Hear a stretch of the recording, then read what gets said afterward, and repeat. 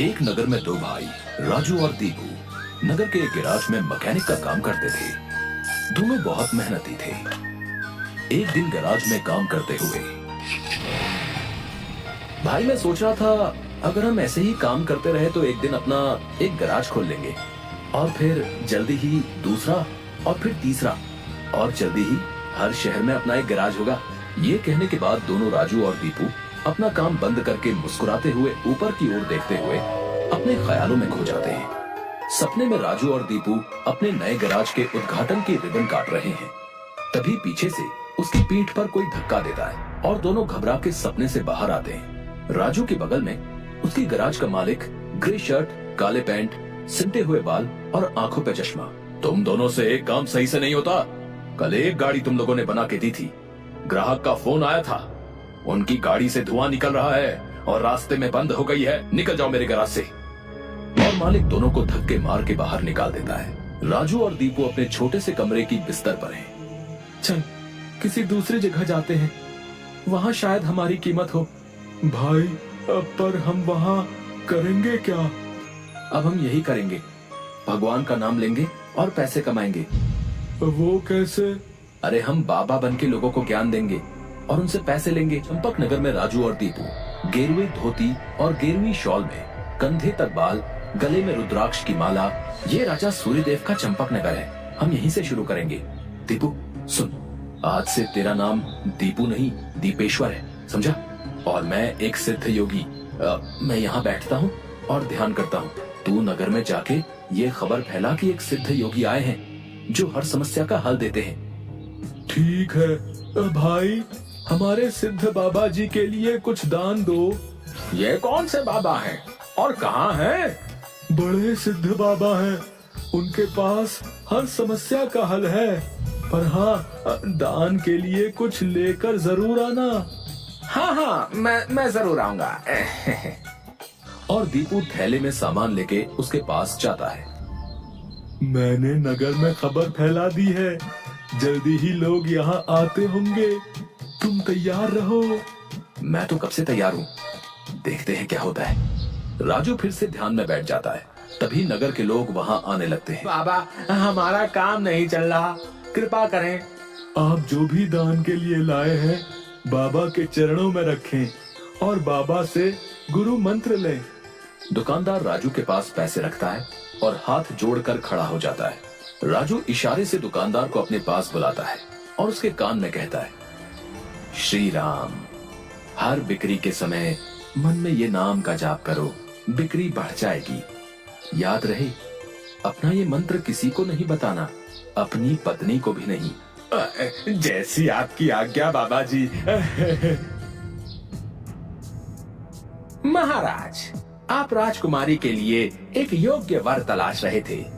हमारे गांव में एक सिद्ध योगी आए हैं जो तेजवान हैं और राजकुमारी के लिए एकदम श्रेष्ठ हैं। गुरुदेव, मुझे आपके चयन पर पूरा विश्वास है। अगर आपने चुना है तो वो राजकुमारी के लिए अवश्य ही उत्तम होगा।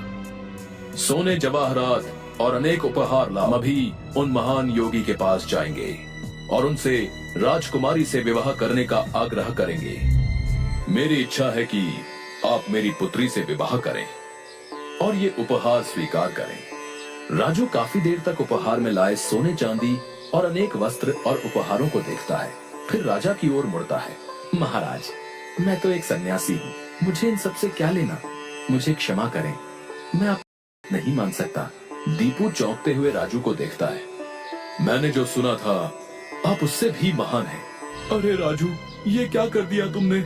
इतना अच्छा मौका हाथ से जाने दिया। मैं यही सोच रहा था, लेकिन फिर मैंने सोचा कि इतने दिनों से ईश्वर का नाम लेते लेते इतना तो समझ आ गया है कि ईश्वर के नाम अमृत में ऐसा क्या है जो मीरा सारा राजसी ठाट छोड़कर वैरागन बन गई, जिसके आगे इस दुनिया का सारा धन फीका है।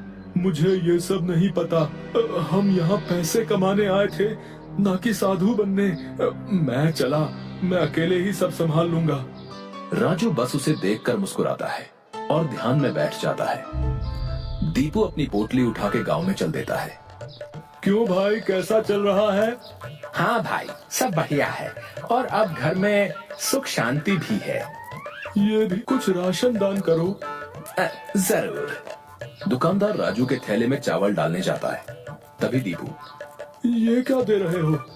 इतनी मिठाइयाँ और मेवे तुम्हारी दुकान में है और तुम ये कच्चे चावल दे रहे हो? इनमें से कुछ दो। पर बाबा तो ये सब नहीं कहते। दीपू आगे जाता है और जोहरी की दुकान में दुकानदार से, और भाई जोहरी, कैसी चल रही है दुकानदारी? बाबा की कृपा से सब बढ़िया चल रहा है। कहिए क्या सेवा करूं? बाबा के लिए कुछ दान दो। जौहरी पैसे निकाल कर देने लगता है। अरे ये क्या भीख दे रहे हो? बाबा की कृपा से तुम्हारी दुकान चल रही है। इतने सारे जवाहरात हैं, इनमें से दो, कुछ कीमती सा। जितना दोगे उससे ज्यादा मिलेगा। ये बाबा को क्या हो गया है? कोई नहीं, बाबा को देने से मेरा क्या घटेगा। जौहरी एक सोने की हार दीपू को दे देता है। ये लीजिए बाबा। अच्छा धन बटोर लिया है मैंने, इससे काफी दिनों तक काम चल जाएगा। बड़ी भूख लग गई है, कुछ मिठाइयाँ खा लूं। दीपू एक पेड़ के नीचे बैठ के मिठाइयाँ खाने लगता है। तभी वहाँ 4 डाकू, जो कुछ भी है वो हमें दे दो, नहीं तो हम तुम्हें मार डालेंगे। दीपू डर से अपनी पोटली उन्हें दे देता है। तभी डाकुओं के सरदार का नकाब खुल जाता है। दीपू उसे देख लेता है। अब तुझे मरना होगा, क्योंकि तूने मेरा चेहरा देख लिया है। हे भगवान, ये क्या हो रहा है? कैसे बचूं इनसे?